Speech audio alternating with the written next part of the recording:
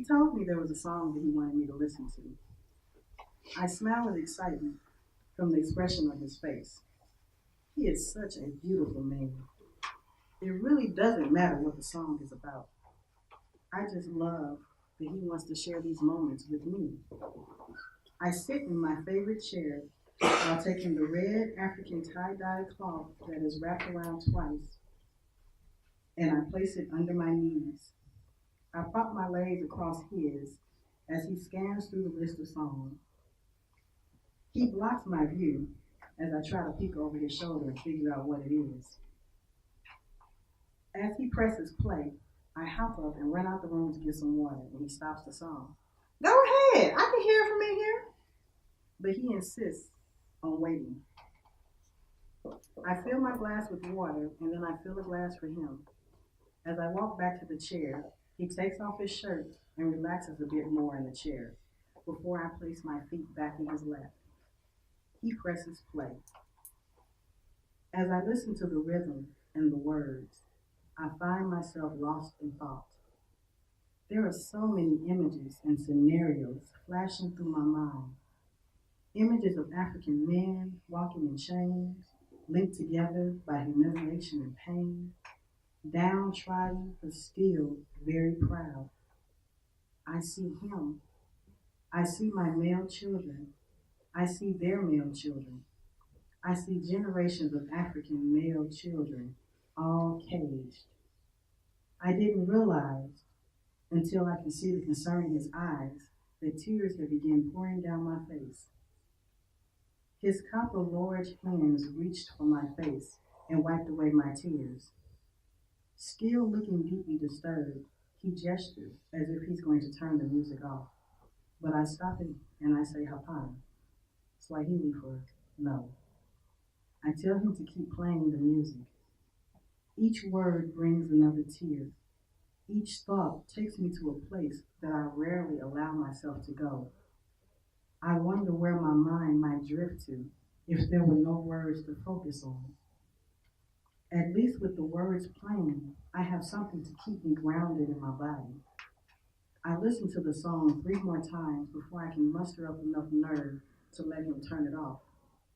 When the music stops, we sit in silence.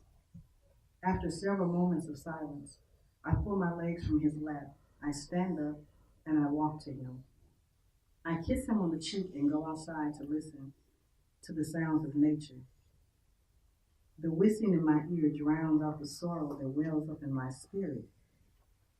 It is enough for a deep reflection.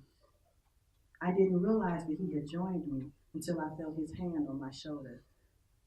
It causes the rush of tears to flow again.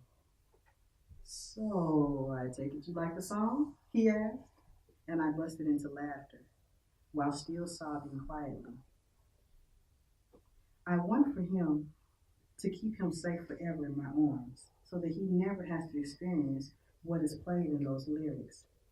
I kiss his face and smile. I can sense he is getting concerned. I wish I could explain what I am feeling, but I could not. So instead, I got some paper and I got my pencils. He places a box of tissues on the table next to me, and I began to light candles as he hands me supplies for drawing. For a moment, I can't think at all. I want so much to happen inside of me.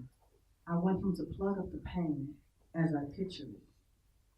I chuckle to myself thinking about it, and then warm sensations pass through my body, and I hear voices of my male ancestors. Tell our song, they echo. I scribble on page after page. I startle myself by crumbling up several of the pages and starting over again.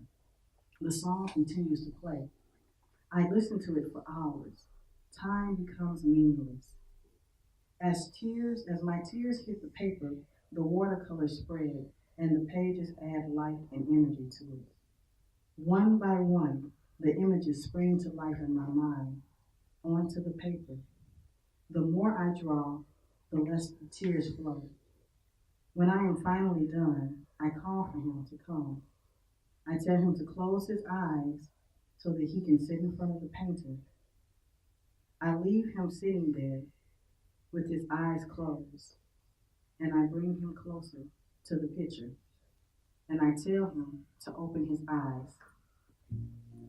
He gazes upon tear-soaked creation, which depicts many generations of African men in cages, showing their suffering at the hands of oppression. In the middle of the picture, he sits with our sons. This is what I see, all of the centuries of abuse and castration.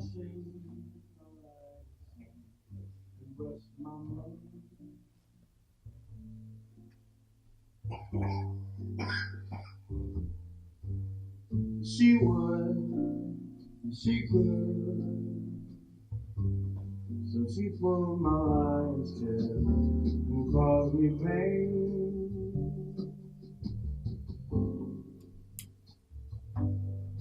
She said, lions are made for cages, just to look at and be like. You dare not let them walk around, 'cause they might, just might. She knows what she does. She dances around my cage and says her name. Be good, be good. Be good is her name. I trim my lion's claws and I cut my mane.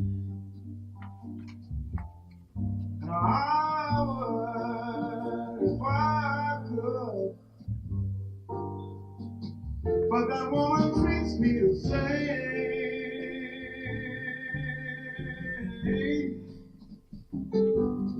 She said lions are made for cages, just to look at and like you. Dare not let them walk around, they might just bite.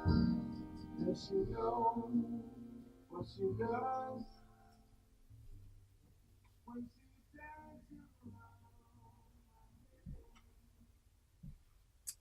So that song, like when I very first heard it, had a little emotional impact on me. So not only the song but also the video. Now the song may not even be talking about that, but I thought about our brothers as lions, and I thought about how often in society they are silenced, or their power is diminished, and so it made me really think about those things from the words of the song. So we have a couple of questions. Take this one. So what is the result of a combination of different aphrodisiacs? So in the book, there is a list of them, some of them, and what they do. And it really just depends on how you combine them, because each of them has a different effect. So you will combine them according to what it is that you're trying to do.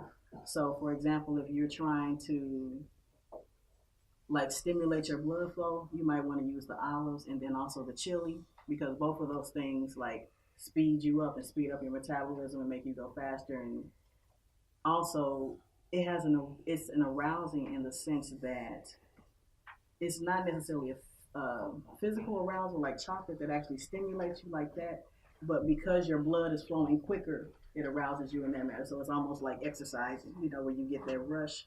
So it really just depends on which ones you combine, but it will heighten you more. So it will address several different areas depending on which ones you use. Okay, so this is someone sharing what they felt. They said the olive they felt more aware of themselves internally, and the chocolate, they felt more of a sense of calming and more relaxed. This one is, how long did it take you to develop the idea of the book? How long did it take you to write? So Confessions is actually a series. The first one was Confessions of a Faithful Woman, and that one was more just erotic stories. There was some other information in the stories, but it didn't have the sage wisdoms. And so my idea for the Confession series was to start with the physical, and like get my foot in the door, where people were thinking about that, and then show the connection between our physical reality and our spiritual reality. So the first book was like a compilation of what I had written from teenager to when I published it in 2012.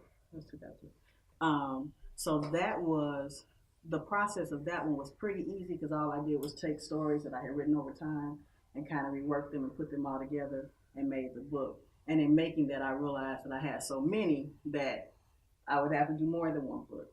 But doing the second book was a little bit more challenging for me because it was almost all new writing. So where the first book I was just putting them all together, this one I was writing with the intention of one, listening to the readers who had read the first book and what they wanted and making sure that I continued some of those stories. And then also over time, people asking me questions about things they wanted to learn about and making sure that I put those lessons in them. So the second book took from 2013 to a couple of months ago. And the first book was the course of maybe about a decade. So even if you read the two different books, you can even tell the difference in the person I was, writing from teenage to, early adulthood, and then writing from, having been married and having had initiation and having had children to where I am now. So you will see it's almost like a different person wrote it because a different person did write it, so. Can you elaborate on the connection of sexuality and nature? So, if you look at the world, like everything is energy. We're energy, nature is energy, the air is energy. So, as you explore your sexuality more, you become more sensitive to the energy. You're not only sensitive to the physical touch, which we're used to, but you begin to get sensitive to people's energy. Now, we already do it. You can walk into a room and feel a bad vibe and be like, dang, it's stinking here, So we naturally do it. Or we naturally walk next to somebody and if they're sad, we feel sad because the energy exchange happens whether or not we believe in it, whether or not we study it, it just naturally flows. So as you become more aware and you actually think about it and you actually allow yourself to get more in contact with it, then you can use the energy to heighten you more. And so the same thing with nature, because it doesn't have all of the, we'll say conditioning, because as humans, we think about what goes on, we think about what's on TV, we think about the bills, we think about different things. But nature doesn't have those blockages that we do. So in some ways, that energy is more easy flowing. And so when we allow ourselves to, we can feel, it helps to heighten us because that energy is more raw, if you will. Is 3 a company or a crowd? Now, this is, first of all, let me say this. Don't be going back, talk about Milele said, this and this. So every situation is different. So it really depends on what it is that you're talking about. But in any situation, you have to know the people that you're dealing with. You have to know all of the people involved. You have to know yourself and what you're comfortable with. Because sometimes we're comfortable with things in theory, but then when it's, then it's time to do something more than the theoretical, then we feel differently. And so even within those things, we have to honor. We have to honor ourselves. We have to honor the people involved and be honest about what it is that we're feeling, what it is that we desire, what we want the outcome to be, what we experienced in the past, if it's going to make us mad, So it really just depends on the situation.